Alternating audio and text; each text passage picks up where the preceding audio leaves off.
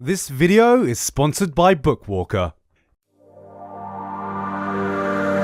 Well, we've reached the end of 2019 and once again we get to look back on another year of anime. We got to see all kinds of shows in all shapes and forms, so that begs the question, what are you gonna remember 2019 for?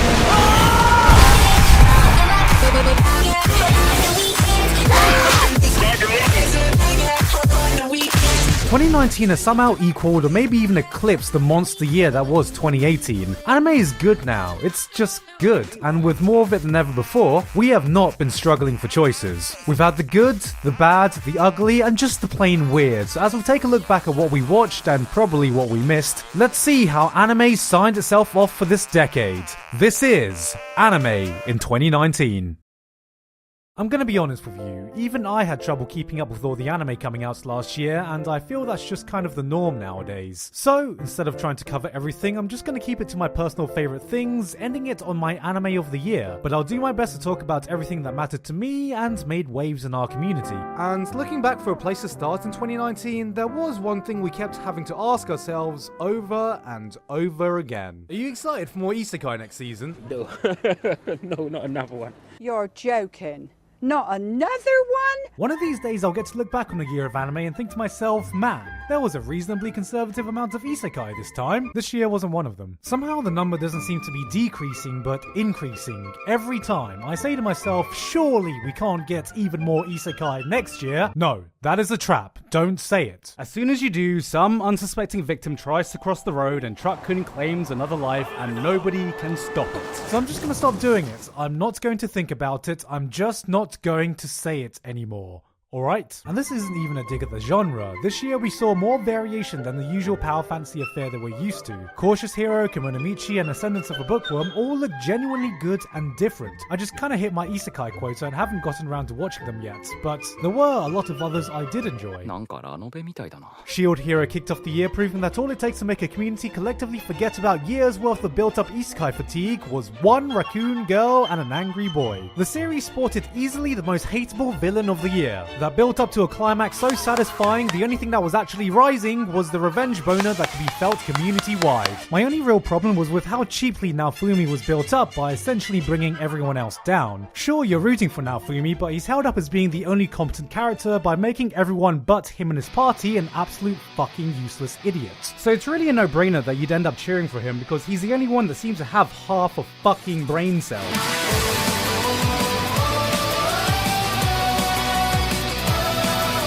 Still looking forward to season 2 and 3 though. Sword Art Online has gotten to a point where I just genuinely enjoy it for what it is. This is just fun popcorn entertainment and exactly why I enjoy isekai in the first place. Though I do find it funny that all my favourite parts of Sword Art Online have conveniently come when Kirito is out of the picture. Alice taking on the main role has been a welcome change, and there have been criticism that she's just a ripoff from Saber from Fate, but come on guys. I mean, she may look like Saber, talk like Saber, act like Saber, fight like Saber, have very similar looking powers as Saber, but she's also a tsundere. So I don't see how she can be a ripoff when she's quite clearly an upgrade. Kenja and the Mago was an isekai. That's pretty much all I remember despite actually finishing it. Of course, isekai is still isekai and there was plenty of trash which I'll get back to later, but for me, the surprise of the year was Isekai Quartet, cause I enjoyed it way more than I anticipated. I thought I would get bored after 2 episodes, but the character writing and banter was so on point that it never got old. We've gotten to the point where we can just put a bunch of isekai characters in an isekai world and have them talk about isekai stuff, and it's just entertaining. This is partly because it just kind of felt like an episode of Konosuba with an extended cast, which is probably why I enjoyed it so much. And I'm just glad that we finally have our own Avenger Kais. They may not be able to avenge the world, but you can be damn sure they'll reincarnate into another one. Overall, I think the moral of this year is that isekai is here to stay and is still definitely thriving, and that's fine,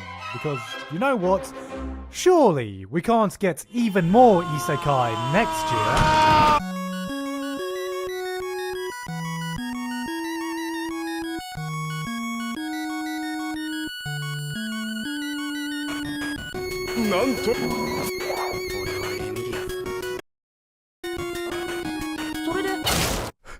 He had to say it. He had to say it! When I think of the music that came out of anime in 2019, what comes to mind is... Nope. Wait, I got it. Boom, you stupid rabbit! Like this! I don't have much to say about the OSTs of this year. Sure, there were singular songs and tracks that stood out. Giorno's theme, Isabel's Lullaby, that track from that scene in Demon Slayer. Shout out to my boy Kevin Penkin for looking at your typical anime fantasy setting and thinking, you know what this needs?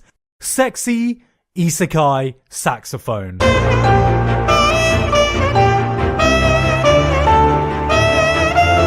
But unlike previous years, there weren't any soundtracks as a whole that really stood out. That is, of course, until I realised the best anime music of the year was stuck behind Netflix jail. One of them was Beastars, but the other one gives me the opportunity to talk about... Can you feel my tears? They won't dry. Carole and Tuesday didn't just give us an OST, it just straight up gave us several albums worth of music. The sheer amount of songs on display here in all different genres is absolutely insane. You've got stuff like EDM, metal, Carole and Tuesday's simpler acoustic sound, whatever genre this fits into, and of course, classic pop. I know that was just a single episode. While in most music anime, the show will normally center around some musicians building up to their next big performance, their next big song, which, if we're lucky, will happen maybe every 3-4 episodes. Carole and Tuesday is just here casually debuting at least one new song every episode. At least one. Most of the time you're getting 2, 3 or 4 coming from the various characters on display, not forgetting other miscellaneous things like, I don't know, actual background music, the OPs, the EDs, and even references to the classical music of its setting in the future. My mother passed away not that long ago. I'm singing a song she often sang to me when I was young.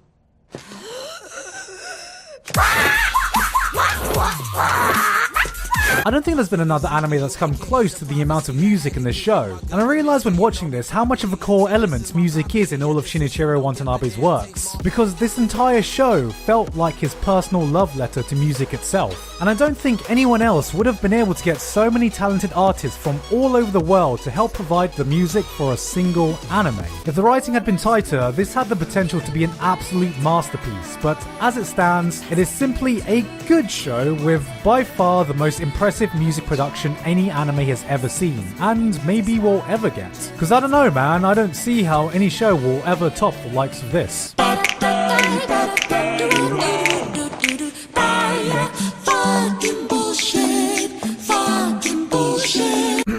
Speaking of which, Fucking bullshit. Holy shit, oh fucker. if we're going through the best of anime, we also can't forget the best of the worst we saw. So let's do the rundown of what we got to experience this year. A lot of bullshit isekai, a lot of softcore hentai, not enough culture. Number of anime girls this year who asked someone to drink their urine? 2. This brings back good memories. Number of anime girls who saw a suppository get shoved up their ass this year? How you doing it? Rectally. Also 2.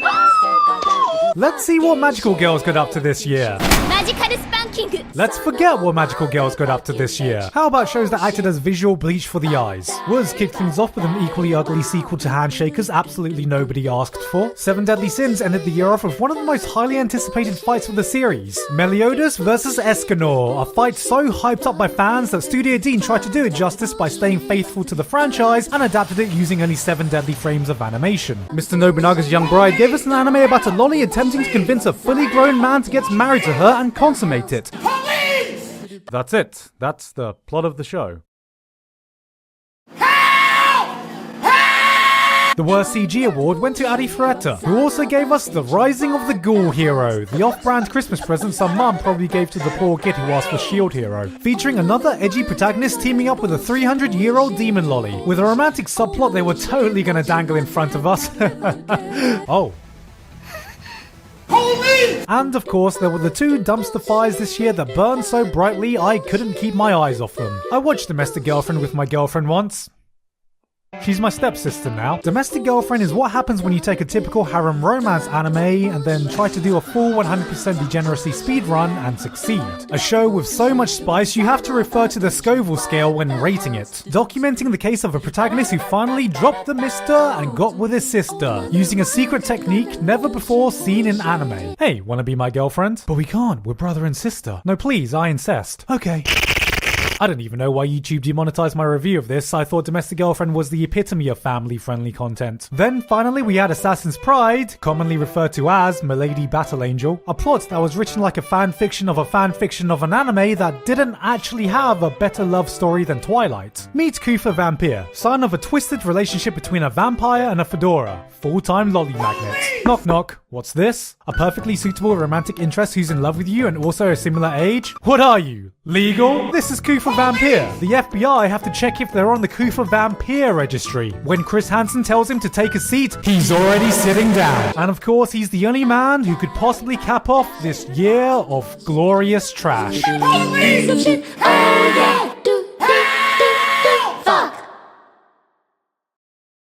This year had a strong showing from Slice of Life and Romance, not just giving titles that were solid additions to the pre-established formula, but also ones that broke the mold and did something new. Oresuki did to Harem what Konosuba had done for Isekai. Hensuki gave us a bunch of new kinks just so it could shame us later on. Fruits Basket Brotherhood was a thing I still need to finish.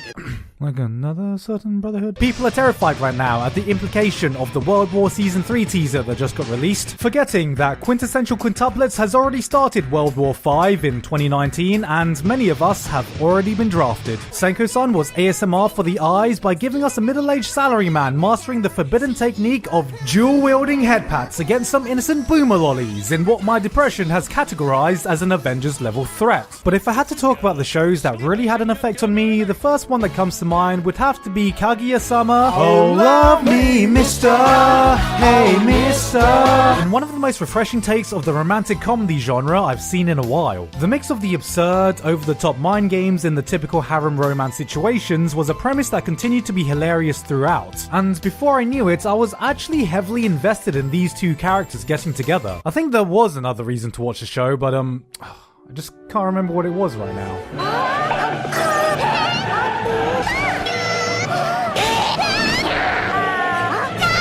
Of course, how could I forget? Ishigami Best Girl. Oh Maidens in Your Savage Season was probably my overlooked gem of the year in one of the most hilariously accurate portrayals of puberty I've seen in anime. It's rare that you get to see the topic of sex tackled as the awkward, uncomfortable mess that it is when you first discovered it and started thinking about it. You know that one embarrassing sex story everyone seems to have as a teenager that is hilarious to tell but kinda makes you wanna die inside when you remember it? That is it. That is the show. How heavy are the dumbbells you lift finally gave us cute girls do lifting in an anime so alpha, not even Tyler 1 can come close to even matching it. While this might not be the greatest anime of the year, it certainly had one of the biggest real-life effects on me. Because I don't want to admit that I'm that degenerate weeb who got motivated to join the gym because I saw some cute anime girls doing it, but I'm that degenerate weeb who got motivated to join the gym because I saw some cute anime girls doing it. Which makes me think, what's next for cute anime girls? Cute girls do basic daily hygiene, cute girls do filling out your annual tax return, cute girls do interacting with cute girls in real life. Whatever it is, I think we've finally figured out the end goal of all moe shows. Cute girls do transforming weebs into functional members of society. And then there was my personal favourite high school drama of the year. I came into Beastars knowing nothing, ready to meme the shit out of it, and I came out with one of my favourite anime of the year. This feels like one of the most unique series in recent memory, and no, it's not because the characters are walking furry baits. This doesn't feel like your typical glossy anime. In fact, it doesn't feel like anime at all. It gives off the vibe of an Oscar-nominated film or a highly acclaimed stage play, with the combination of some of the best voice acting performances you can find all year and fantastic direction. That was one of the only times in my life that had me saying, man, I'm really glad this anime's in 3D. It's the story of a murder mystery, an unequal society dominated by the strong, a man driven to obsession to be the image of the perfect star, and also a touching love story between a literal virgin and actual Chad. The world of Beastars is one that draws you in and sells you on these characters. It deeply immerses you, then sells you on pure drama and emotion.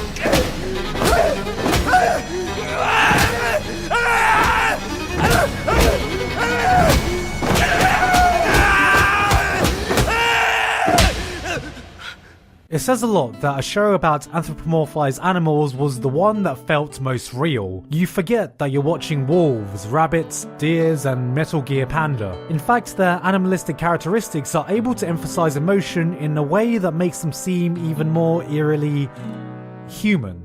and I can't wait to see what the story will have to offer in season 2 and hopefully beyond. Basically, in a nutshell, I watch Beastars and I'm still not a furry.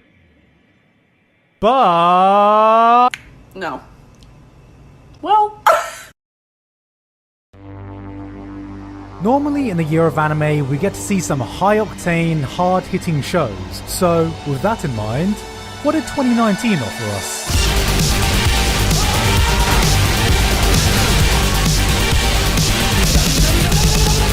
Yeah, this year was kinda dry as a whole. For real though, 2019 was one of the most action-packed years in recent memory, with old and new franchises not only continuing the expected hype, but a lot of the times reaching their absolute peak. Demon Slayer blew up the entire community in a single episode, Mob Psycho 100 showcased some of the most impressive fight sequences I've ever seen, Attack on Titan topped IMDb's chart for the highest rated episode of any series of all time, and My Hero Academia did an excellent job at colouring in some manga panels. They totally made up for it later though. There are several Anime of the Year contenders right here, and most of them could have easily won if they had aired in any other year, so this is going to be a pretty long segment. Let's start with Mob. The first season of Mob always felt like it was living in the shadow of One Punch Man, but this was the season it truly grew into its own and maybe even surpassed its older cousin. What I expected was more great action, more great animation like the first season, and it delivered that, then exceeded it. Fight after amazing fight, it was an absolute spectacle, with the group battle against the teleporting psychic being one of the coolest sequences I've ever seen. But what I didn't expect was how much heart it would have as well. The character writing between Mob and Reagan was phenomenal, and the unexpected character development they saw and teary moments in the season sucker punched me way harder than any of the fights. It grew from this flashy, funny action series to something so much more. It was hype, it was emotional, it was touching, it was just the complete package. After it finished, I didn't think anything could come close to Mob this year. And then Attack on Titan must have heard that and was like, yo, Hold My Kidnapped Eren. Attack on Titan Season 3 Part 2 Half-Life 3 Platform 9 3/4 was the perfect payoff to everything the series had been building up so far. The legacy of one of the most hyped franchises to rise up in the past decade had finally reached that hype, then punched straight past it. Seeing the evolution of this series go from thrill ride to mystery to political thriller to the culmination of all of this was an absolute joy to experience. The mixture of a fully developed cast we were all invested in being put into a high-stakes situation where you genuinely did not know what was going to happen resulted in a dramatic, tense, action-packed, edge-of-your-seat experience that delivered some of the most compelling entertainment you can find anywhere this year, anime or not. It's also one of the few series that has built up this massive mystery and actually delivered a satisfying answer. From what I've heard, the events of Season 4 are going to surpass even this, so I am absolutely hyped. I cannot wait to properly experience it for the first time over the coming year the only way I know how to. Through dipshit manga readers who can't resist posting spoilers in the comment section. And then Vinland Saga finally broke the curse of the highly acclaimed historical seinen manga getting an actual decent anime adaptation. I originally thought that if Vinland Saga were to ever get an anime, all it would need to do is to animate the manga in a competent fashion and it would be a contender for Anime of the Year. And that's exactly what happened. The tale of Viking Sasuke on his lone quest to OK Boomer, everything his dad tried to teach him, and Askechad trying to set the world record for longest father-killing kill streak in history is one that will stick with me for a very long time. While it may not be as loud or in your face as some of the other shows here, it hits just as hard or maybe even more so. This is going to go down as a special series, and with the ending it gave, it was the perfect way to cap off the year. My Hero Academia has pretty much continued being My Hero Academia. Me and the boys continued our trip across Italy in JoJo's Bizarre Adventure Golden Wind. JoJo's Bizarre Adventure Golden Wind. Yes, JoJo Part 5 continued in the season where Italy itself became a JoJo reference, as anime watchers finally understood the pain of the question, how the fuck does King Crimson work? Fans were finally rewarded with many highly anticipated moments, including the animated 7-page Muda that was a glorious moment any father would be proud of. Next up is... Oh my god, the fire's got a gun! What the was that?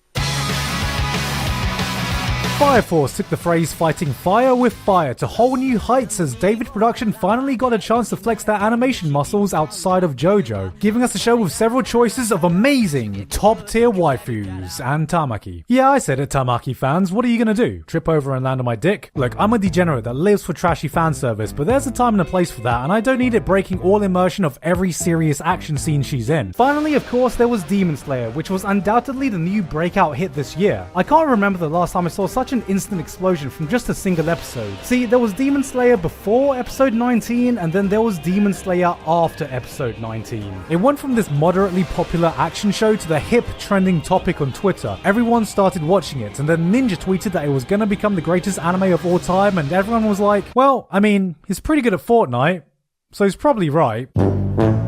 Not to take anything away from the scene, as I do think it was one of the most beautifully crafted moments I've seen in any shonen. I mean, I kind of call it a work of art. And it is a really good show, but I think as a whole it's a bit premature because the story only just feels like it's truly starting to get going. And as competition this year are shows that have reached their narrative peaks. What I find more interesting is how after all these years we've kind of got a big three again. With One Piece staying where it is, Naruto being replaced by Green Naruto, some people could even argue that Demon Slayer has just filled that gap for the new generation's Bleach. But I'm not going to be the one to start that shitstorm of a conversation. Before I get to my anime of the year, there are a few more shows that didn't really belong to any of these categories, but definitely shouldn't be left out. Promised Neverland was an engrossing thriller about a group of children breaking out of an extremely secure, locked-down facility overlooked by highly intelligent monsters by playing tag. This was some of the most gripping anime you could find this year. Aside from having a completely unique premise, the cat and mouse game manages to deliver a story with so many twists and turns without ever feeling like they were forcing it. It builds up tension beautifully, and is one of those cliffhanger shows that will have you clicking on the next episode faster than you could say itadakimasu. Finally, some good fucking food. If I had any small issues with it, is that it pushed my suspension of disbelief to the fucking limit. Like, I know these kids are meant to be smart, but when they started playing 5D intergalactic mind games and had already strategized their highly elaborate escape plan from the moment they were fucking conceived, all while masking it as a children's game, I was like, I don't know if these kids could be going that far. Or can they? And if we're still nitpicking, there was something a bit off about how the characters were drawn, but I couldn't quite put my finger on it. Did he just say there was something off about the way we look? Yeah, I think he did just say that. I don't think there's anything weird about my face, I have a normal face. No, you look perfectly normal. What do you think, Ray? Yeah, I have no idea what the hell he's talking about. Meanwhile, in Dr. Stone character designs... Savick 06, we are approaching runway 19er. Are we clear to land? Over. Savick 06, you are number 1 for runway 19er. You are cleared to land whenever you're ready. Over. Savick 06, thank you very much. Taking her down now.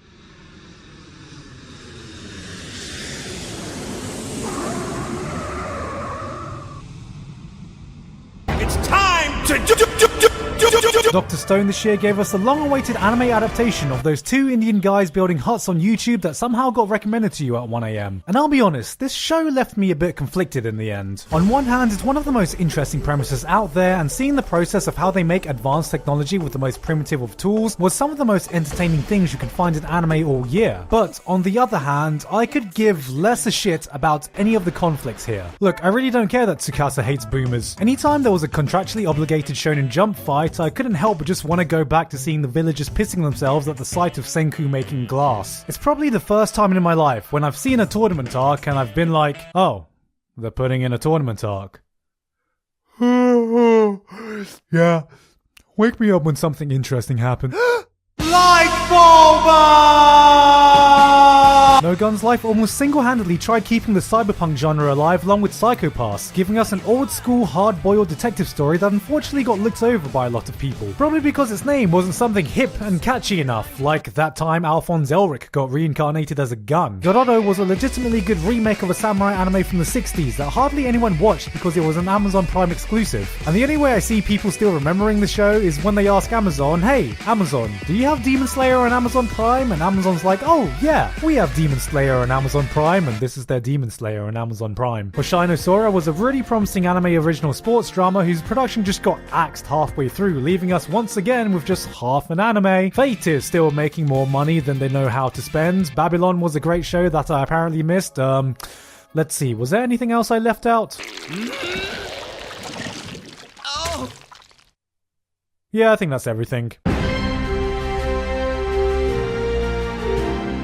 This year was honestly the hardest year to pick my anime of the year for a very long time. I praised 2018 for the sheer volume of good shows, but 2019 has seemingly matched that, while still producing a handful of shows that were even better than anything that came out the year before. Many of these shows would have been an easy shoo-in if they literally aired in any other year. It was a tough choice, but after dwelling on it for a week or two, I've got to give it to Vinland Saga. I've said previously that every so often you come across a work of fiction like Vinland Saga, something that exudes this sense of unquantifiable greatness, and there is a word that personifies what I'm talking about: a masterpiece. To me, Vinland Saga is a tale that earnestly earns that title. Mob might have been better animated, Attack on Titan might have been more compelling, Demon Slayer might have been more hype, Beastars might have been more unique, but I know the tale told in Vinland Saga will stick with me for much longer. I mean, it already has. This isn't the first time I've got to experience this story, but that didn't make it hit any less hard. It's a story that's powerful and raw, brutal and grim, yet somehow it's beautiful, culminating in one of the greatest climaxes anime has ever seen. The series displays some of the best character writing and developments you can find in its diverse cast, but even so, there was still one clear standout, because 2019 was the year of Askeladd. Askeladd isn't just the antagonist of the year, Askeladd is the character of the year, and a contender for the whole decade. It's not often you come across this multifaceted character who is not only compelling to watch, but commands your attention every second he's on screen, exuding the type of charisma that doesn't just charm the people in the story, but yourself as well. It says a lot that a character you end up cheering for, laughing for, crying for is this manipulative, scheming bastard who is responsible for killing hundreds of people, innocent or not, and personally ruined God knows how many more lives. Every fiber of your being tells you that you should hate this man, and you end up just loving him. Some people try living as a hero only to see themselves becoming the villain, but here was a man who chose to live as the villain, who we all saw became a hero. This was the final series I finished before the year ended, and I can't think of a better way to cap off a fantastic year for anime.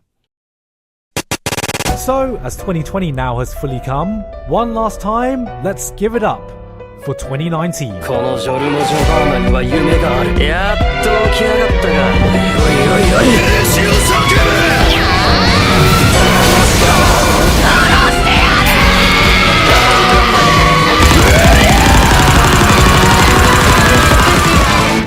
る！アリーベ・デルチ。